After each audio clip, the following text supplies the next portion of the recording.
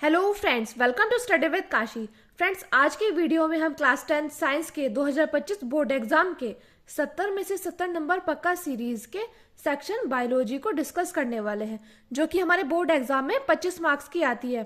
Friends, आप जानते होंगे कि साइंस कितने मार्क्स की आती है। ये आती है हमारी 70 मार्क्स की, जिसमें कि 25 मार्क्स किसके होते हैं, बायोलॉजी के होते हैं, और अदर्स होते हैं हमारे फिजिक्स और केमिस्ट्री के। तो चलिए फ्रेंड्स, हम वीडियो को स्टार्ट करते हैं।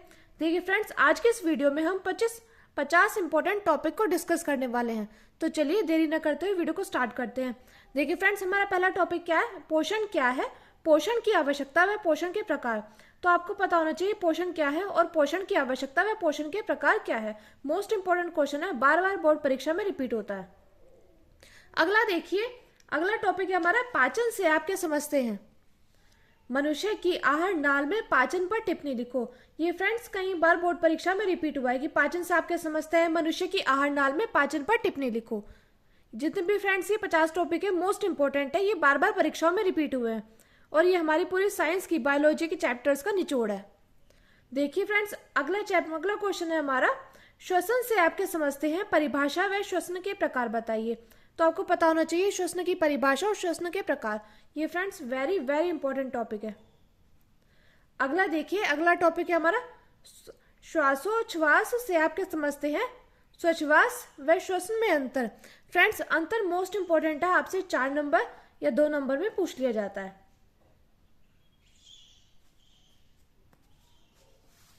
अगला देखिए, अगला है हमारा परिवहन, वहन या संवहन की परिभाषा व उसके प्रकार। ये फ्रेंड्स मोस्ट इंपॉर्टेंट टॉपिक है, आपको पता होना चाहिए परिवहन क्या है, संवहन क्या है और इसके प्रकार और परिभाषा। अगला देखिए, अगला टॉपिक है हमारा, धमनी क्या है, शिरा क्या है और धमनी और शिरा में अंतर। फ्रेंड्स, कोई भी ऐसा एग्जाम पेपर होगा ही नहीं जिसमें धमनी और शिरा से क्वेश्चन आया हो। ये 4 नंबर या 2 नंबर में आपसे पूछ लेता है। तो आपको धमनी के बारे में पता होना चाहिए, शिरा के बारे में पता होना चाहिए। धमनी या शिरा की तो आपसे परिभाषा पूछ लेगा 2-2 नंबर में, और देखिए धमनी और शिरा में अंतर, ये 4 नंबर में पूछ लेगा। अगला देखिए, अगला है हमारा, मनुष्य में रुधिर परिसंचरण तंत्र से आप क्या समझते हैं।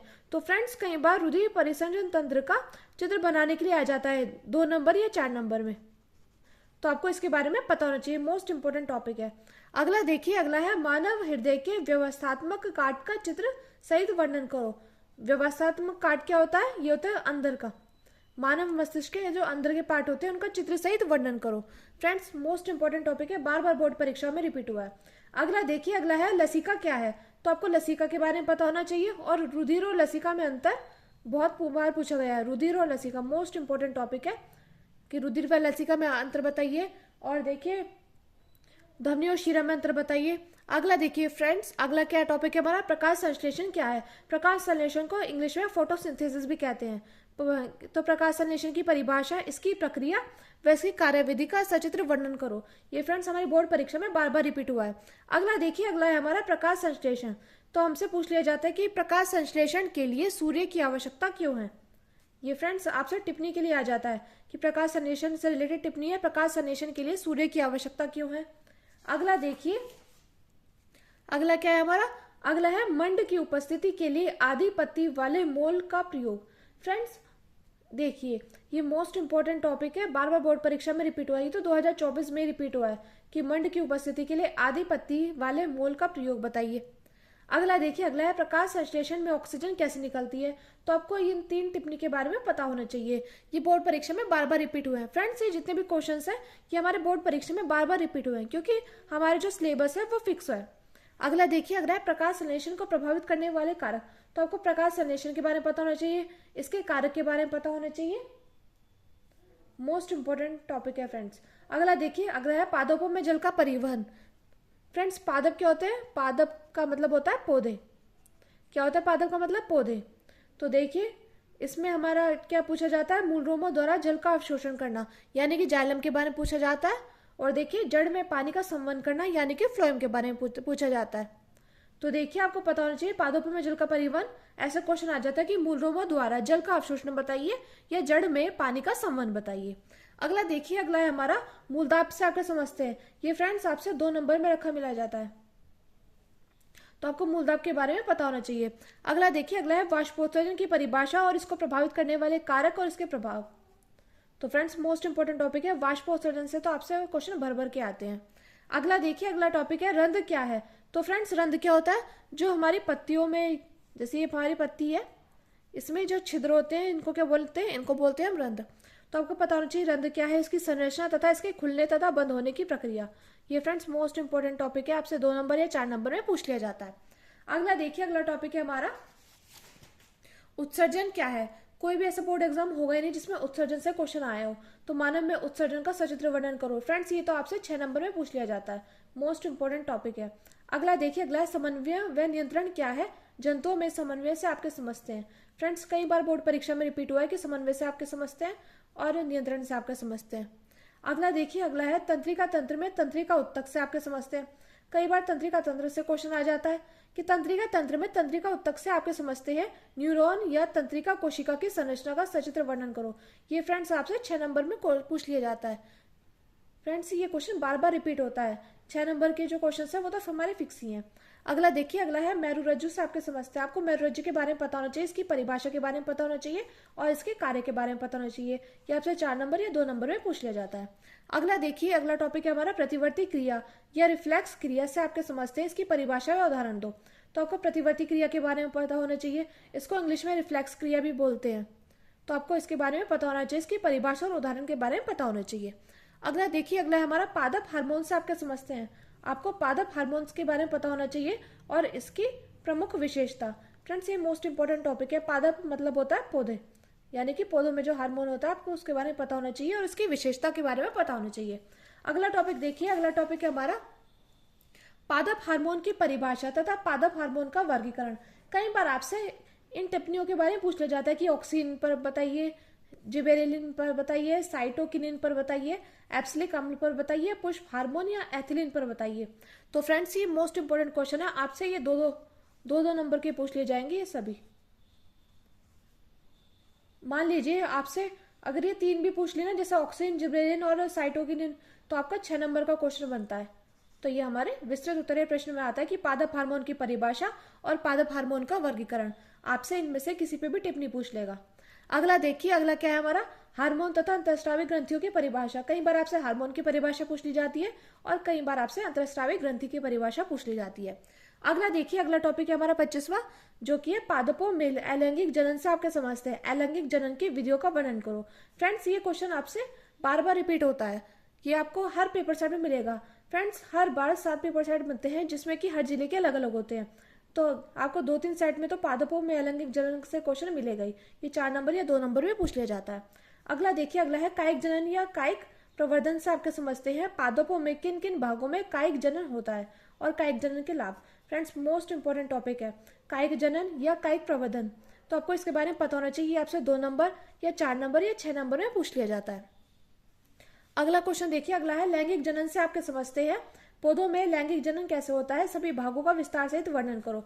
तो फ्रेंड्स लैंगिक जनन और अलैंगिक जनन से क्वेश्चन भर भर के आते हैं, तो आपको इसके बारे में पता होना चाहिए। अगला देखिए, अगला है हमारा पुष्पीय पौधों में।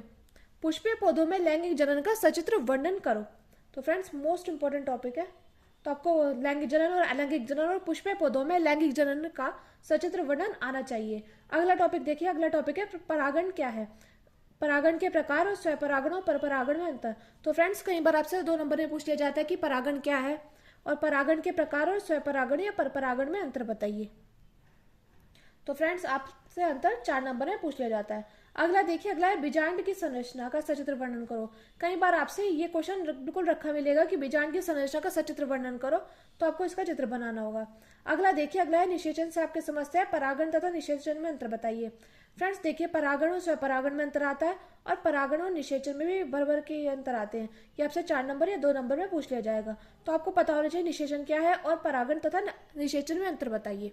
अगला देखिए, अगला है निषेचन क्या है, इसके बारे में आपको पहले ही बताया हमने। और निषेचन के बाद पुष्प में होने वाले परिवर्तन का सचित्र वर्णन करो।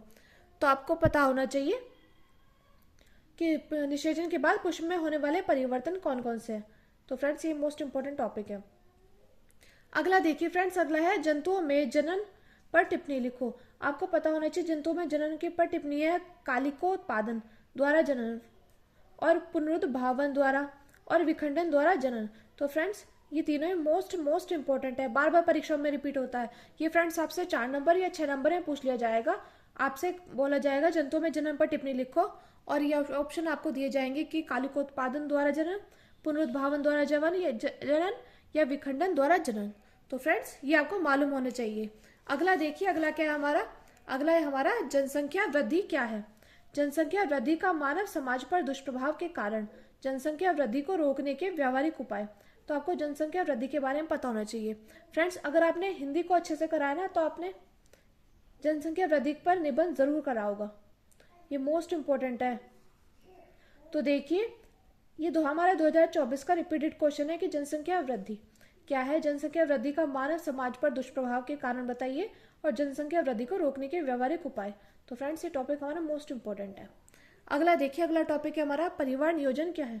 आपको इसके बारे में पता होना चाहिए। परिवार नियोजन के विधियों का विस्तार सहित वर्णन करो। फ्रेंड्स मोस्ट इंपॉर्टेंट टॉपिक है, बार बार बोर्ड परीक्षा में रिपीट होता है। अगला देखिए, अगला है अनुवांशिकता से आपके समझते हैं। कोई भी ऐसा एग्जाम पेपर होगा ही नहीं जिसमें अनुवांशिकता से क्वेश्चन आया हो। ये फ्रेंड्स मोस्ट इंपॉर्टेंट टॉपिक है। अगला देखिए, अगला है हमारा टॉपिक मेंडल कौन थे। मेंडल की सफलता के कारण मेंडल ने अपने प्रयोग के लिए कौन सी वस्तु का चयन किया, कारण बताइए। तो फ्रेंड्स आप जानते होंगे मेंडल ने कौन सी वस्तु का चयन किया था, मटर का, मटर के पौधे का। तो आपको पता होना चाहिए मेंडल कौन थे, और मेंडल की सफलता के कारण मेंडल ने अपने प्रयोग के लिए कौन सी वस्तु का चयन किया। ये फ्रेंड्स मोस्ट इंपॉर्टेंट टॉपिक है, बार बार बोर्ड परीक्षा में रिपीट होता है। अगला टॉपिक देखिए, अगला है हमारा एक संकर या द्विसंकर क्रॉस से आपके समझते हैं। कई बार आपसे 2 नंबर में पूछ लिया जाएगा कि एक संकर क्या है या द्विसंकर क्या है, तो आपको पता होना चाहिए। अगला देखिए, अगला है मेंडल के नियमों का सचित्र वर्णन करो। तो फ्रेंड्स ये क्वेश्चन आपसे 4 नंबर या 6 नंबर में पूछ लिया जाएगा कि मेंडल के नियमों का सचित्र वर्णन करो। तो आपको पता होना चाहिए मेंडल के कौन कौन से नियम थे। एक था प्रभाविता का नियम, एक था पृथक्करण का नियम, और अगला था स्वतंत्र अपव्यय का नियम। तो फ्रेंड्स ये मोस्ट इंपॉर्टेंट टॉपिक है। मेंडल के नियम का तो आपसे क्वेश्चन पूछा ही जाता है, चाहे आप कोई भी पेपर सेट उठाकर देख लो। अगला देखो फ्रेंड्स, अगला है हमारा मेंडल के कार्यों में प्रयुक्त टिप्पणियां। तो आपसे कई बार टिप्पणी पूछ ली जाती है कि प्रभावी व प्रभावित लक्षण एलील या एलीलो फॉर्म में, और संयुग्मज में, संकरीय व एक संकर व द्विसंकर में, और फिनोटाइप और जीनोटाइप। तो आपको इनके बारे में पता होना चाहिए। मोस्ट इंपॉर्टेंट टॉपिक है कि मेंडल के कार्यों में प्रयुक्त ये टिप्पणियां बताइए। प्रभावित लक्षण एलील या एलीफॉर्म, संयुग्मजी, और संकर, एक संकर या द्विसंकर, या फिनोटाइप या जीनोटाइप।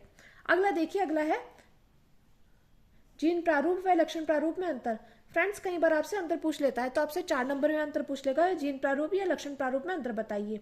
फ्रेंड्स मैं जितने भी अंतर बता रही हूँ ना, अगर आपने ये कर लिए तो आपको 4 से 10 नंबर पक्के हैं, क्योंकि ये अंतर बार बार रिपीट होते हैं और फिक्स रहते हैं। अगला देखिए, अगला है संयुग्मी या विषम युग्मजी में अंतर बताइए। ये फ्रेंड्स मोस्ट इंपॉर्टेंट टॉपिक है, बार बार बोर्ड परीक्षा में रिपीट होता है। अगला क्या है, अगला है गुणसूत्र क्या है। जंतुओं व पादपों में गुणसूत्र की संख्या कितनी होती है। तो आपको गुणसूत्र के बारे में पता होना चाहिए कि कितने गुणसूत्र है। तो हमारे कितने गुणसूत्र है, 22 गुणसूत्र है। इसमें 23वां ऑटोनॉमी है, जो भी ये आपको मालूम होना चाहिए। अगला देखिए, अगला है जीन किसे कहते हैं और जीन की विशेषताएं।